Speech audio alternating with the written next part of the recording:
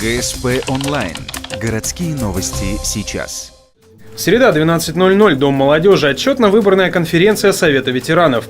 Заседание проводится раз в 5 лет. Сегодня участвуют 62 делегата. Они отчитываются о проделанной работе. За период с 2009 по 2014 год в благотворительный фонд «Мы, наследники Великой Победы» поступило около 5 миллионов рублей. Помощь была оказана 561 ветерану войны. В 2015 году получено более 11 миллионов. Что позволит провести достойно городские мероприятия, посвященные 70-летию Победы в Великой Отечественной войне, приобрести подарки ветеранам войны, реконструировать мемориальные места в поселке Лайково и Гажаяк, создать новые в поселке Паромис, и готовиться сегодня к дню 22 июня в поселке Сидью и к дню города в поселке Боровой.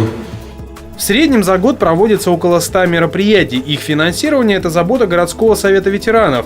Мероприятия по патриотическому воспитанию молодежи ежегодны. Встречи с подрастающим поколением всегда проходят в присутствии ветеранов. Следующее заседание состоится через 5 лет. Однако еще до этого, в 2018 году, Совету предстоит отметить другое масштабное событие. Ветераны отметят полувековой юбилей.